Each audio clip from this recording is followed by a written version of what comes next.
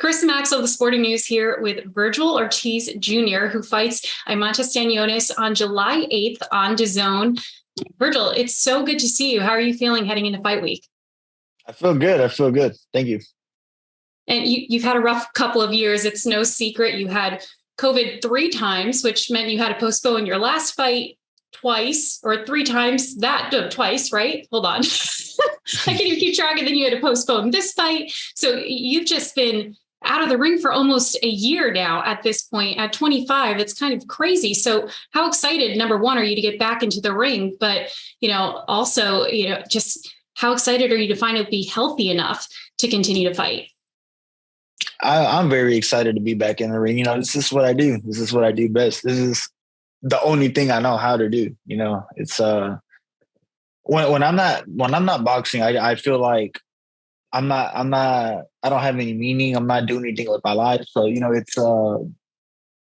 it's always, every time I go back into the ring under the lights with everyone, screaming, it almost feels like it's the first time.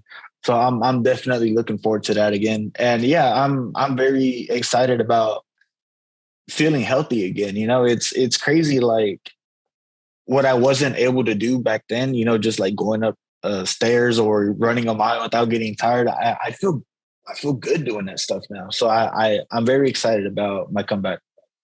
Now, of course, you were diagnosed with rhabdomyolysis, which is a disease that comes from long COVID. And before that, presumably, you were a healthy 20-something-year-old. I mean, you were healthy enough to fight. It was never an issue. So what was that moment when you knew that it was something more serious than just COVID again, and it forced you to kind of reevaluate your health moving forward with taking on any other fights? Yeah, so at first we didn't think it was COVID. We just thought that maybe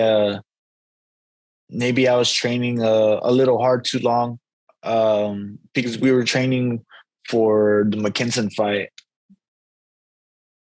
We thought it was going to be in December, so I was training like in October or whatever. Then it got pushed back to January, and then it was March, and then that's when it got postponed the first time, or the only time actually, and then it got moved to August.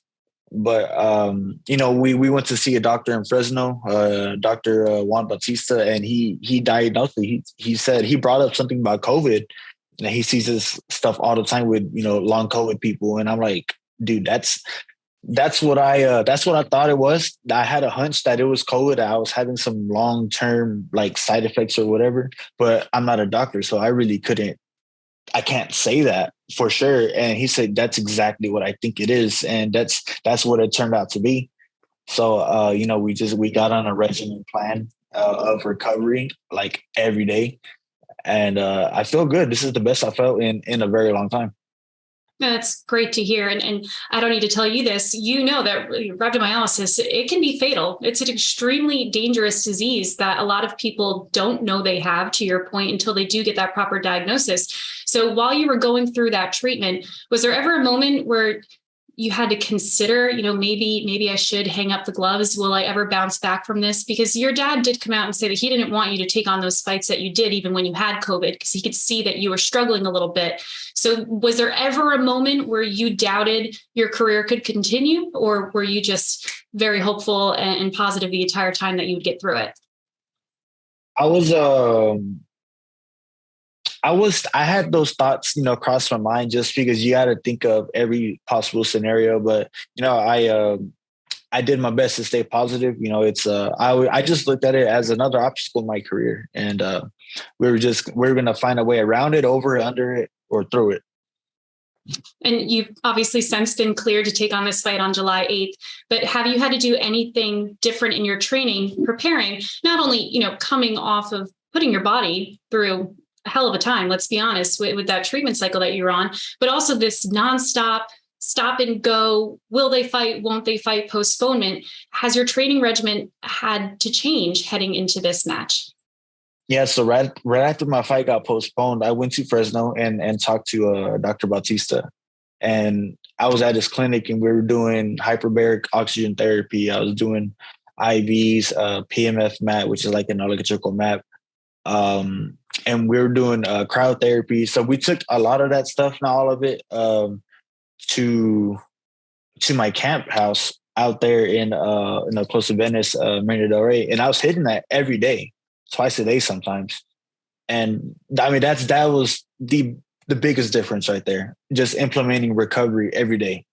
And I mean, yeah, that's basically it, I would say. And are you still going through any treatment or under any medical supervision heading into fight week? Not medical supervision, but even to this day, I'm still doing the recovery just to make sure my body is ready to go at all times. Well, while you were away getting better, you may have heard a big fight got announced that is actually finally happening. And that, of course, is Errol Spence Jr. versus Terrence Crawford for the undisputed welterweight title. Now, I know you're fighting for the WBA regular welterweight title, but there's a lot of belts on the line here. So as a boxing fan, how excited are you for this matchup? And of course, as a fighter, how important is this title fight for the sport and specifically for your division? This is a real big fight. We all know that, and I'm really excited for this fight. You know, we've been waiting for it as fans. We've all been waiting for this fight, just waiting for something to happen. You know, we're not behind the scenes. We don't know what's going on, but you know, I'm sure there was a reason or whatever. But I'm happy that it's happening. And as a boxer in that division, you know, I'm even more happy because you know things are finally going to start moving. You know, we might actually get a chance to fight for the belts now. You know, they're not held hostage anymore. So hopefully in the next coming months, I'll get my shot too. Do you have a prediction for who you think is going to win that fight? I don't have a prediction because I keep flip flopping. I keep thinking Crawford is going to be too smart, and then some days I'm like, well, Spence, I think he might be too big and he might be too strong, or I don't know. Like I can play it in so many ways in my mind. I just can't predict it. It's a hard one. I really can't. Now, obviously, you do want to face whoever does win that fight, but you might have to wait, you know, build up some anticipation. But in the meantime, there's another fighter in your division, Boots Ennis, who fights the same weekend that you do. So if he wins that fight against Royman Villa, is that a fight that you would be interested in taking on next? Of course, you know, I want the good fights. I want the best fights. So if I got to go through him, then why not? All right. So I know you know this, but you're now 25, which means that you have officially aged out of the 25 under 25 ranking list. You're an old man now, which I know is so weird to say, but we Sporting News released our updated 25 under 25 list this week, actually. And last year we had you ranked at number 5, but you're not alone. 4 of the top 5 fighters have actually aged off of that list. And the young talent is coming up and claiming those spots. So Devin Haney is the reigning number 1 25 under 25 fighter. But out of the boxers, you know, who are under that 25 age limit, who do you think is really going to be a rising star in the sport that you have your eyes on? I don't know everyone's age, but one fighter that comes to mind is Bam Rodriguez, Jesse Rodriguez. I would definitely say if he's not number 1, he's number 2. He is number 2. Oh, there we go. There we go. Like I said, everyone's age, man. I can't think of if I'm thinking under 25, I'm not going to be able to think. But you know, there's definitely a lot of upcoming talent, and I bet my house on Bam anytime. So our list now is Devin Haney number 1, Bam Rodriguez is number 2, Jared Anderson number 3, Ryan Garcia number 4, and Keyshawn Davis at number 5, taking your spots. I forgot Ryan was still 24. I think he's a July baby. Actually, that's right. But yeah, that's a pretty good list, actually. Very good list. Devin Haney will age out next year, so it will be shaken up even more. But it is really exciting to see a lot of this young talent come up, especially you know, when you look at the big household names in boxing. They're getting up there. You know, we don't know how much longer Canelo is going to be fighting, or Tyson Fury if he retires for the 5th time or something like that. So it's really exciting to see all this young talent come up. So if you had to look 5 years from now, age aside, what would you say your top 5 pound for pound ranking is across all divisions in boxing? I would say not in no order, because we don't know. I would like to say I'm in. I would hope that I'm in it.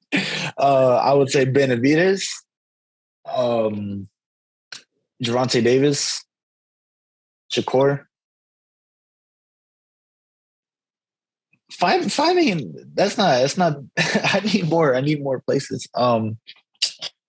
That's four.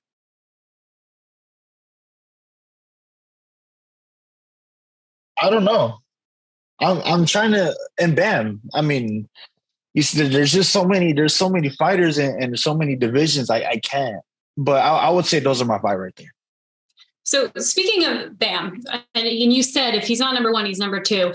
Devin Haney, like I said, he's had that number one spot on our 25 under 25 list 2 years in a row. But his last fight against Lomachenko wasn't his most impressive win. And I think most of the boxing community can agree on that. So do you think that Devin Haney is that for sure number one who really deserves that undisputed title? I mean, obviously he deserves the belts. He won them. But do you think that there is this younger talent coming from, especially in a very heavy lightweight division with all of this talent? Who do you think he needs to fear most? I would love to see him fight Gervonta Davis. I think that's either him or Shakur. That's like those are big fights waiting to happen right there. And I feel like I don't know. It's Devin's deserved it. You can't say he did it. He won the belts. But we haven't seen the best fight the best yet. I think in that division. Yeah. That division is scary, the amount of talent that is in it. If you could fight anybody, who would your ultimate fantasy matchup be against that you would want to fight?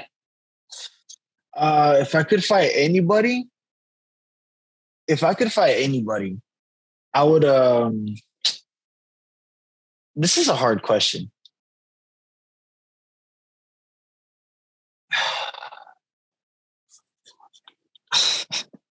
This is hard. You haven't thought about this? I have, but there's just so many fighters. Like, okay, if I'm being honest, the first fighter that I thought of was actually Lomachenko. Okay. If we were the same weight or whatever. But then I'm like, well, I mean, he's active right now. So let me think of another person. If I could fight anyone, I think it'd be Cotto. Because my dad's based a lot of my style off of Cotto. And Cotto's just he's just so clean with his punches. He doesn't do extra movement. He's not off balance when he's throwing his punches. And he has nice combinations. And I would like to see how I would fare against him.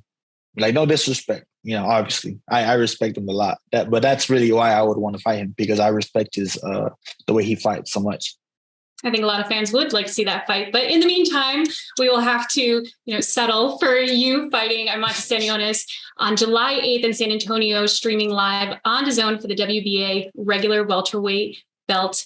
Good luck. Great to have you back. And we can't wait to see you continue to fight in the ring now that you are healthy. So thank you so much, Virgil. Thanks for having me.